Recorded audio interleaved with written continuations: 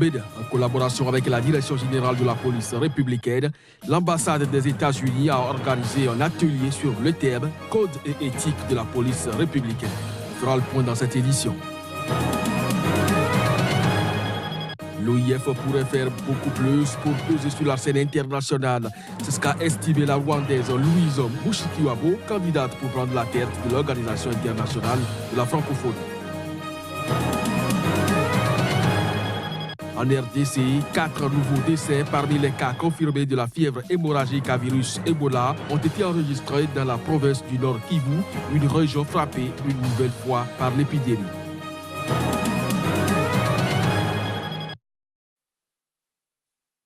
Bienvenue dans cette session d'information en République démocratique du Congo. 4 nouveaux décès parmi les cas confirmés de la fièvre hémorragique à virus Ebola ont été enregistrés dans la province du Nord Kivu, dans l'est du pays, une région frappée par une nouvelle épidémie.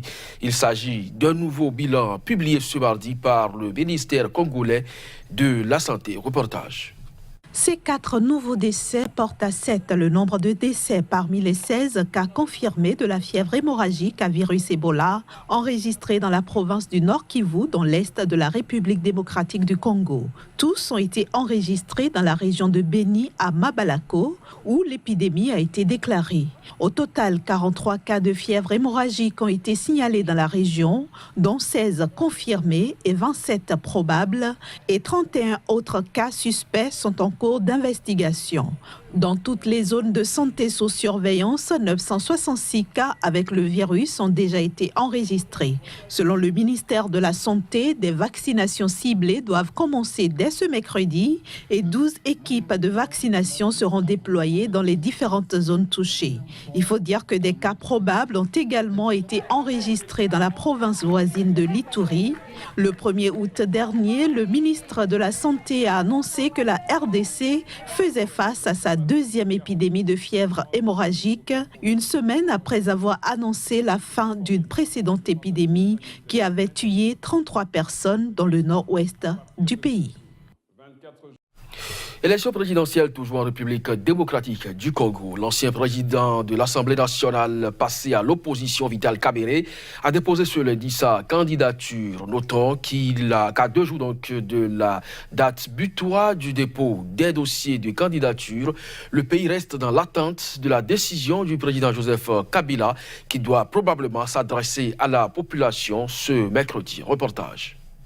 En attendant de savoir si oui ou non Joseph Kabila Kabange allait postuler pour le scrutin présidentiel de décembre, un autre candidat est dans les starting blocks, Vital Kamerhe, puisque c'est de lui qu'il s'agit, a déposé son dossier lundi.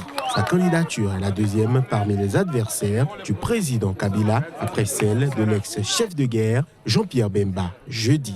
Ancien secrétaire général du parti présidentiel PPRD de 2004 à 2009, Vital Kamerhe est arrivé en 3e position à l'élection présidentielle de 2011, entaché d'irrégularités et dont les résultats ont été contestés par l'opposition. Originaire du Sud Kivu, l'ancien président de l'Assemblée nationale congolaise veut mettre en place un nouveau leadership exemplaire et visionnaire. Le dossier d'un 3e opposant, Félix Tshisekedi, président du parti historique d'opposition, l'Union pour la démocratie et le progrès social, l'UDPS, sera déposé mardi, selon son directeur de cabinet adjoint. Selon la Constitution, le président Kabila ne peut se représenter à la présidentielle, prévue le 23 décembre, mais il est resté jusqu'à présent muet, laissant planer le doute sur la désignation d'un dauphin.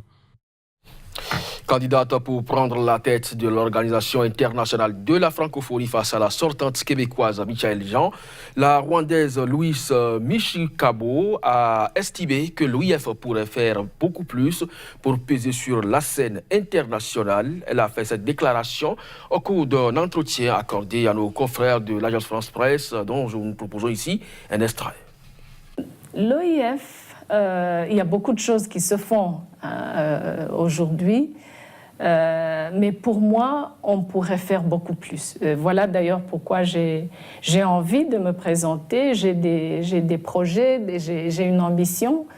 Notre organisation n'est pas vraiment où elle devrait être. Et surtout, par rapport aux attentes des États, des gouvernements membres, je pense qu'on pourrait faire beaucoup plus avec l'OIF. Pour moi, la question de l'emploi des jeunes est centrale. C'est une question qui se retrouve partout dans les pays et les pays membres. C'est la question du moment. Au Zimbabwe, la justice a remis ce mardi en liberté provisoire 27 opposants arrêtés dans le sillage des violences post-électorales après l'annonce de la victoire du président sortant Emmerson Mnangagwa. Malgré ces libérations, des diplomates ont fait part de leur inquiétude évoquant des violations graves des droits de l'homme. 27 opposants qui réfutent les accusations de violence sur la voie publique ont été remis ce mardi en liberté provisoire. Ils doivent payer $50 et ils repasseront devant un juge le 4 septembre prochain. Le procureur qui représente l'État avait pourtant demandé la prolongation de la détention des 27 prévenus, estimant que la mort de 6 personnes et les voitures brûlées sont directement liées aux accusés. La décision est que les accusés ont le droit d'être libérés sous caution à certaines conditions, y compris le paiement de $50 pour chacun des accusés. Nous nous attendions à cette décision parce que, selon la loi, toute personne arrêtée a le droit d'être libérée sans condition ou avec des conditions raisonnables sous caution.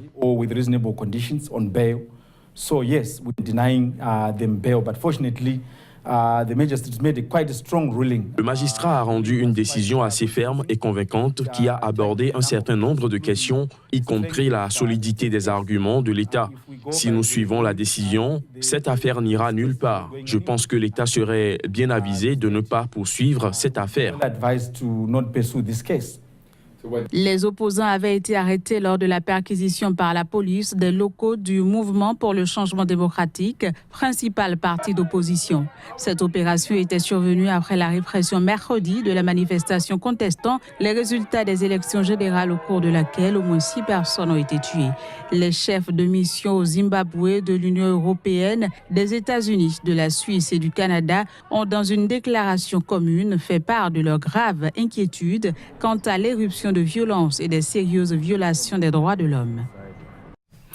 En Côte d'Ivoire, un groupe de partis d'opposition et des organisations de la société civile du pays ont salué ce mardi l'annonce de la réforme de la commission électorale. Il s'agit de la deuxième mesure importante après l'acquittement de 800 personnes, dont Simone Gbagbo, annoncé par le président Alassane Ouattara à la veille de la célébration du 58e anniversaire de l'indépendance du pays, pour ceci apaiser le climat politique dans le pays. Reportage.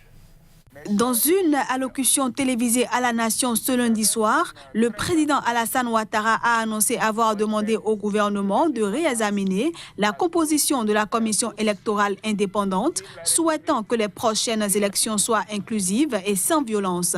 Une annonce saluée ce mardi par un groupe d'opposition et des organisations de la société civile de Côte d'Ivoire. Le groupe de plaidoyer et d'action pour une transparence électorale, un réseau d'organisations de la société civile ivoirienne, a dans un communiqué souligné que la réforme de la commission électorale contribuera à faire baisser la tension entre les acteurs politiques et marque la volonté du chef de l'État de continuer à édifier un État de droit en Côte d'Ivoire. Georges Armand Oueni, président de Ensemble pour la démocratie et la souveraineté, coalition qui regroupe des partis politiques d'opposition et des associations de la société civile, a pour sa part estimé qu'il faut une commission électorale crédible pour des élections crédibles et appelé à une élaboration consensuelle de la nouvelle commission. Avec 8 de ses membres représentant le pouvoir contre seulement 4 pour l'opposition, la composition de l'actuelle commission électorale indépendante ivoirienne est jugée déséquilibrée par l'opposition et par des organisations de la société civile à 2 mois des élections locales. Je vous le disais en titre, en collaboration avec la Direction générale de la police républicaine, l'ambassade des États-Unis près le Bénin a organisé un atelier sur le thème Code et éthique de la police républicaine. Cet atelier qui se tiendra sur 9 jours vise donc à renforcer l'intégrité de la police. Suivons respectivement l'ambassadrice des États-Unis près le Bénin et le directeur de la police républicaine pour plus de précisions. Une formation pour renforcer l'intégrité des fonctionnaires de la police républicaine s'avère importante au vu des différentes réformes initiées par le gouvernement du Bénin. Cet atelier est organisé par l'ambassade des États-Unis en collaboration avec le directeur général de la police républicaine et son équipe. La formation, qui durera 9 jours, est basée sur le cours développé par le Bureau du programme d'assistance internationale de formation des officiers chargés d'appliquer la loi, ICITAP en abrégé, et le comité de rédaction de la police républicaine, et elle sera conduite par des experts des académies de la police républicaine. Ainsi, il sera exposé aux participants des stratégies ciblées pour recruter des candidats qualifiés et établir des critères spécifiques transparents pour la sélection, la confirmation et la promotion des agents et officiers. Nous ne pouvons pas prétendre assurer l'ordre public, la protection des personnes et des biens et garantir l'exercice des libertés sans un minimum de crédibilité. Le combat ne sera pas facile. Je vous invite à faire preuve de responsabilité. Responsabilité, c'est également au niveau du sport et c'est avec Joannes Toano dans un court instant.